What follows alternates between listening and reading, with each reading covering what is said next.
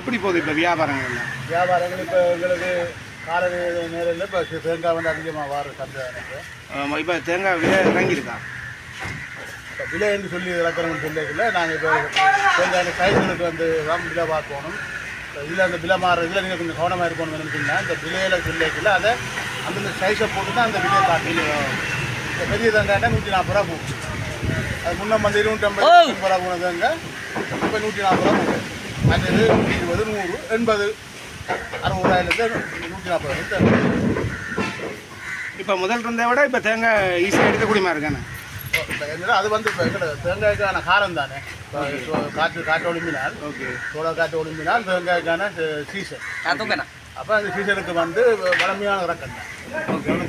புதிய விடியமாக சொல்லக்கூடிய மாதிரி இல்லை, வளமையான ரக்கம். அப்புறம் மழை காலம் நெருங்கக்குள்ள தேங்காய் மறுபடியும் வியாபாரிகளால் குற்றம் சாட்டப்படுது. தேங்காய் வியாபார நிலையத்துக்கு வந்து போதிய என்ன சொல்கிறது கொள்வனை செய்கிறதுக்கான இடம் இல்லைன்னு சொல்லி மழை பெய்கிற நேரங்கள் எல்லாமே தேங்காயில் பாதுகாத்து வைக்கிற இடம் கோரி அதை நிச்சயமான உண்மையான மிகவும் ஒரு ஆரோக்கியமான ஒரு விடயம் என்னன்னு சொன்னால் இந்த சந்தைக்குள்ளே வந்து நகரசபைக்கு முதலாவது வருமானம் கூடின இடம் தேங்காய் கடைச்சந்தை. இந்த வருமானத்தை ஈட்டித்தார சந்தையை வந்து ஒரு மழை காலம் பார்த்தீங்கன்னா சுகாதார சீர்கு கலசுர கூட கட்டிக்கலாம். நாங்கள் வந்து போகணும்னா தண்ணி இன்றைக்கி தேங்காய் போட இல்லாத இதுக்கெல்லாம் தண்ணி நாங்கள் இருந்து வேலை செய்யறோம். அதை விட சாப்பாடு தேங்காய் ஒரு பொருளை வந்து நாங்கள் ஒரு கிருமியோட கலந்து விற்கக்கூடிய ஒரு நிலைமைக்கு தான் இந்த நகர சேவை எங்களுக்கு ஆட்சி வைக்கிறது. ஆனால் அந்த விட வருமானத்தை ஈட்டித்தார சந்தையை ஏன் அதை செய்து கொடுக்கிறாங்க. இப்போ நாங்கள் வந்த ஆரம்பாடத்தில் எந்த வைக்கி போய் கதைக்கு செய்தாரம் சொல்கிறான்னு சொல்லி எந்த விதமான நடவடிக்கையும் இல்லை. அடுத்த சந்தையில் வந்து ஒரு பிரச்சனை இருக்குதுன்னா அந்த சாவகச்சேரி மார்க்கெட் வந்து ஒரு பிரபலியமான மார்க்கெட். யாழ்ப்பாணத்துக்குள்ளே வந்து மிகவும் ஆரோக்கியத்தாலும் சாவகச்சேரி செய்யாதுன்னு சொல்ல மாட்டோம். இன்றைக்கு நாங்கள் பாப்பமாக இருந்தால் மீன் சந்தை எடுத்துக்கொண்டால் இறைச்சி கடை எடுத்துக்கொண்டால் இங்கே விலை முடியாமல் யாழ்ப்பாணத்தில் ஒப்பிடும் போது இங்கே வந்து விலை அதிகமாக இருக்குது. பழங்களாக இருக்கட்டும், மரக்கறியாக இருக்கட்டும், எல்லாமே இந்த விலை அதிகம். கணம் வந்து சாவகச்சேரி சந்தை கூட வாரது நுகர்வோர் குறைஞ்சி. அப்போ இதுக்கு ஒரு நடவடிக்கை இந்த நகர சேவையை வந்து இந்த வியாபார தளம்பலை ஏற்பட்டு இதை ஆராய்ச்சி இதுக்கு என்ன நடவடிக்கை எடுக்கணுமன்றதுக்கு நகர சபை வந்து எந்த விதமான கண்டுகொள்ள வந்து செயல்பட்டு இருக்கிறது. அதை நாங்கள் கண்டிக்கிறோம். என்னன்னா மக்களுக்கு வந்து சாதாரணமாக வந்து எல்லா மக்களும் ஒரே மாதிரி இல்லை தான். இப்போ ஒரு மாதுளம்பழத்தை வந்து என்ன கோரிக்கை நாங்கள் வந்து இப்போ ஒரு அடாவடித்தனமாகவோ இல்லாட்டி ஒரு ஆக்ரோஷமாக நாங்கள் செயல்பட இல்லை. எங்களோட மக்களுடைய வியாபாரத்தை நாங்கள் செய்கிறதுக்கு வந்து எங்களுக்கு வந்து இடவசதி பிரச்சனையாக இருக்குது. ஏன்னு சொன்னால் இப்போ இங்கேயே பார்த்துக்கிட்டிங்கன்னா 2 பெரிய வியாபாரிகள் இப்போ பிஸ்கட் கம்பெனிக்கு தேங்காய் முடி தட்டி ஏற்றப்பட்டு கொழும்புக்கு ஏற்றுறார்கள். அப்போ இந்த இடவசதி நீங்களே சந்தைக்கு பாருங்கள். இவ்வளோ இந்த இந்த இதுக்குலேருந்து இவ்வளோ சிரமம் மழை பெஞ்சு தண்ணி நிற்கிற நேரங்களில் பெரிய சுகாதார சீர்கேடு செஞ்சு வேலை செய்கிறதா எத்தனையோ தடவை சொல்லி கடைசியாக வந்து நாங்கள் அகில இலங்கை தமிழ் காங்கிரஸையும் கொண்டு வந்தோம். ஒரு சபையில் நகர சபையில் வெற்றி பெற வச்சு வந்தால் அவையும் அதை கண்டு கொள்கிற மாதிரி தெரியும். அவையும் ஒரு ஆரோக்கியமான நிர்வாக திறன் அற்றதான் வச்சுட்டு பாராளுமன்ற தேர்ந்தெடுக்கப்பட்ட அவரிடம் நாங்கள் முறையிடணும்னு சொன்னால் அவருக்கு இந்த சாவச்சேரியை வந்து பார்க்குறதே கிடையாது. சாவச்சேரி ஓட்டு போட்ட மக்களுடைய அபிலாஷையே கேட்குறது கிடையாது. இதில் வந்து அவருக்கு நாங்கள் வேறு அழைப்பு கொடுக்க ஆரம்பத்திலே சொல்கிறேன். நான் சொன்ன விஷயம் என்னன்னு சொன்னால் இந்த தேங்காய் கடைக்குள்ளே இருந்து தான் ஒரு அந்த பாராளுமன்ற உறுப்பினர் உருவாயிடும். யாரை நீங்கள் மறக்கிறதுக்கும் இல்லை மறப்பதுக்கும் ஏதானே இந்த தேங்காய் கடைக்குள்ள இருந்து நாங்கள் எப்படி இருந்து வியாபாரம் செய்கிறது எப்படி அரசியலை செய்யணும்னு சொன்னால் இங்கே வந்து அந்த ஒவ்வொரு வியாபார தளத்தையும் வந்து நாடாளுமன்ற உறுப்பினர் வந்து பார்க்க வேண்டிய கடமை இருக்குது. அவர் இங்கே பார்ப்பதும் இல்லை பாரதும் இல்லை.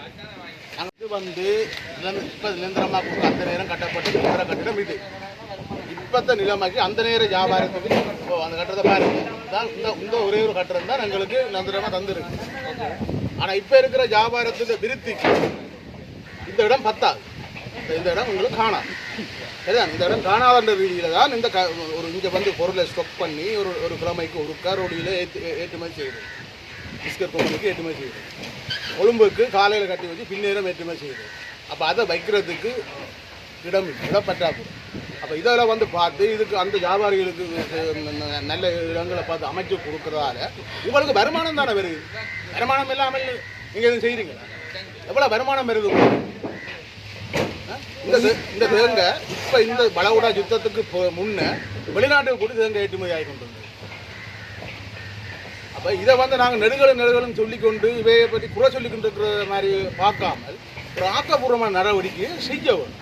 இறுதியாக நகரசபைக்கு என்ன சொல்ல விரும்புகிறீங்க? இறுதியாக நாங்கள் சொல்ல வேண்டிய ஒரே ஒரு கட்டாயம் சொன்னால் எங்களோட தேங்காய் கடை வியாபாரிகளுக்கு தேங்காயை நாங்கள் இருப்பு வைக்கிறதுக்கு நல்ல ஒரு இடத்தை அமைச்சு கொடுத்து நல்ல வருமானத்தை பெருக்கி எங்கள் நகரத்தை வந்து மேலும் திருப்தி வளர்ச்சி அடைய செய்யணும்ன்ற எங்களுடைய ஆசையோடைய முரண்படுறதுக்கு நாங்கள் தயார்.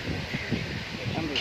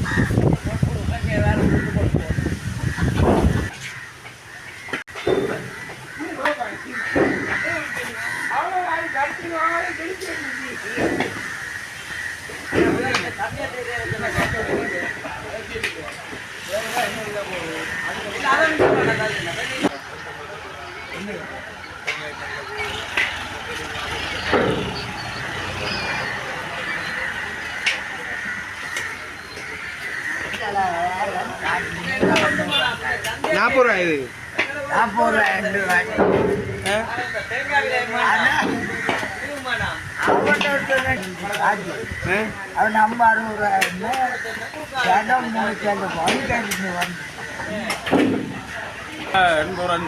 பெரிய ஒரு சைஸ் குறைஞ்சது எவ்வளோ? முதல்ல விட இருந்த விட குறைஞ்சிருக்காங்க.